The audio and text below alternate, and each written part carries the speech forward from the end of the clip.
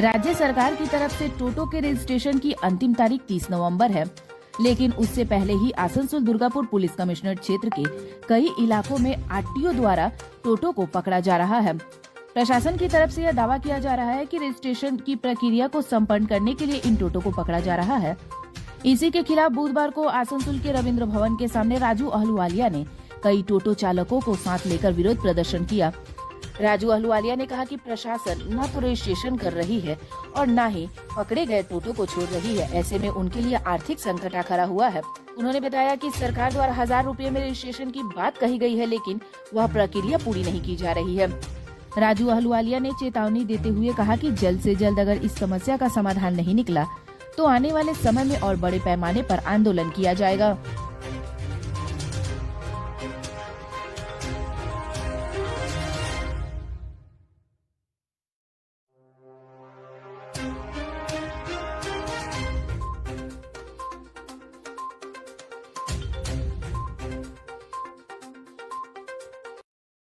বিক্ষোভের কারণেই বারবার হচ্ছে। রাজ্য সরকার বলে দিয়েছে, নির্ধারিত করে দিয়েছে যে টোটো এবং ই রিক্সা তার রেজিস্ট্রেশন ফিসও নির্ধারিত করে দিয়েছে।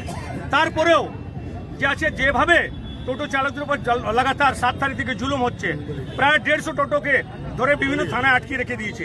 30 নভেম্বর পর্যন্ত রাজ্য সরকার ডেট দিয়েছিল, 30 তারিখের আগে কোনো রকম কোনো অ্যাকশন নেওয়া যাবে না। 30 তারিখ আগে 7 তারিখ থেকে কিন্তু আরটিও 150 টোটোকে ধরে রেখে আজ পর্যন্ত ছাড়েনি। তারপরে আরটিওকে বারবার বলা হয়েছে রেজিস্ট্রেশন অথরিটি তুমি হচ্ছ, তুমি কিন্তু এখানে রেজিস্ট্রেশন ব্যবস্থা করো।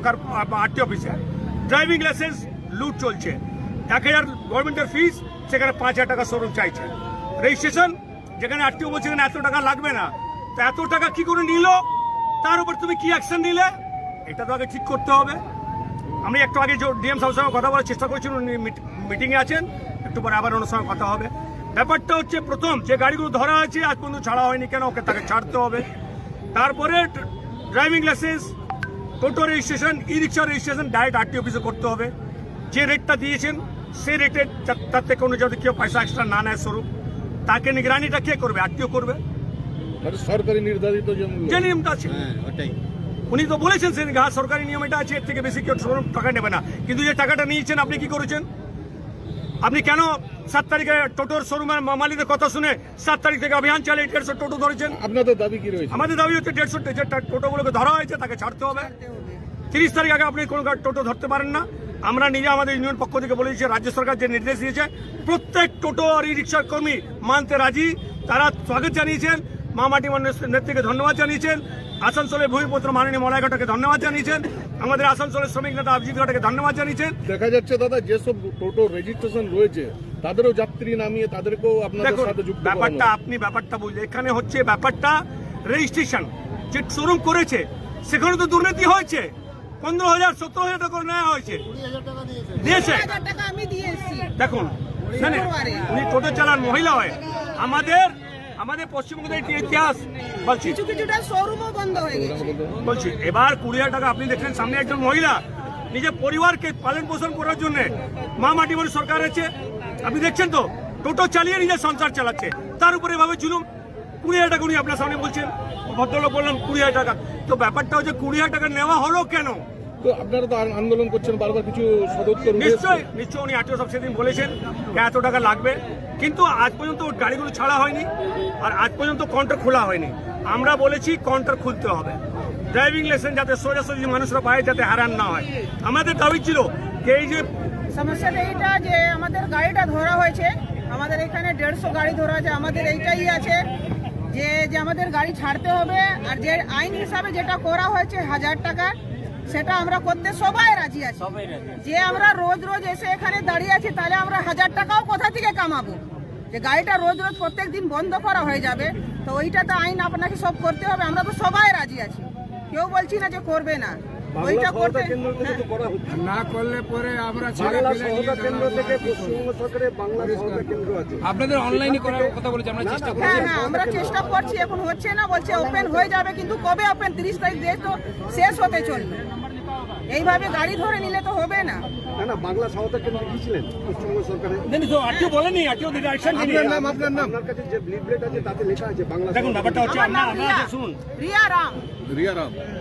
ব্যাপারটা হচ্ছে এখন পর্যন্ত কোনো আমাদের ডাইরেকশন শরতের শুভ আগমনে আসন্ন শারদ উৎসবে সাহা ক্লথ স্টোর্স পরিবারের জন্য নিয়ে এসেছে এক্সক্লুসিভ শাড়ি ও রেডিমেড পোশাকের বিপুল সম্ভার।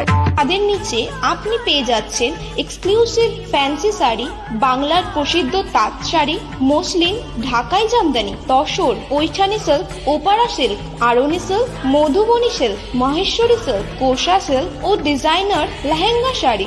রয়েছে বিভিন্ন ধরনের ফ্যাশনেবল কিডস ওয়্যার। তবে আর দেরি কেন, আজই চলে আসুন সাহা ক্লথ স্টোরসে। স্বাদ ও সাধ্যের স্বপ্ন পূরণের সাথী সাহা ক্লথ স্টোরস, সেরা শাড়ির সেরা ঠিকানা সাহা ক্লথ স্টোরস, অঞ্জাল, নর্থ বাজার। পাশের বাড়ির ঘটনা মনে আছে? নতুন বাড়িতে ফায়ার রিটার্জেন্ট এসিপি চাই ব্যাস। অলরেডি করে নিয়েছি। টাফ এন্ড গ্লাস আর প্যাচ ফিটিং এর পর এজিটাফ নিয়ে এসেছে fire retardant ACP with PVDF coating, সাথে 15 ইয়ার্স এর ওয়ারেন্টিও পেয়ে যাবো। अभिषेक ग्लास दीवार से भी ज्यादा मजबूत। स्वास्थ्य की रक्षा और अधिक पौष्टि, एग्रो फ्रेश आटा की रोटी, खुशी परिवार हरदम ताजा टेस्ट, आटा की जगत में एग्रो फ्रेश बेस्ट। संपूर्ण मात्रा में कार्बोहाइड्रेट, प्रोटीन, विटामिन, मिनरल से भरपूर एग्रो फ्रेश आटा, मॉडर्न साइंटिफिक टेक्नोलॉजी से बना हेल्दी एग्रो फ्रेश आटा। रोटी चपाटी पूरी पराठा, एग्रो फ्रेश आटा। স্বাস্থ্য জল দেহে সঠিক পুষ্টি, एग्रो फ्रेश आटा रोटी, एग्रो फ्रेश आटा। वक्त बदला, सोच बदली, लेकिन वक्त के साथ एक चीज नहीं बदली, और वो है एक अटूट विश्वास केपी ज्वेलर्स का, एक अनमोल रिश्ता केपी ज्वेलर्स से। शादी हो या हो कोई त्योहार, जल्द ही मिले केपी ज्वेलर्स। केपी ज्वेलर्स, सोना चांदी के फैंसी आभूषण के निर्माता। शादी हो या हो कोई त्योहार, जल्द ही मिले केपी ज्वेलर्स।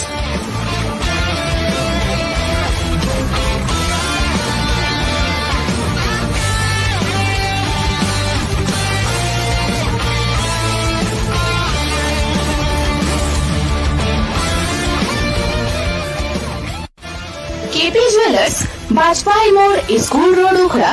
Contact number 0341 266 6022।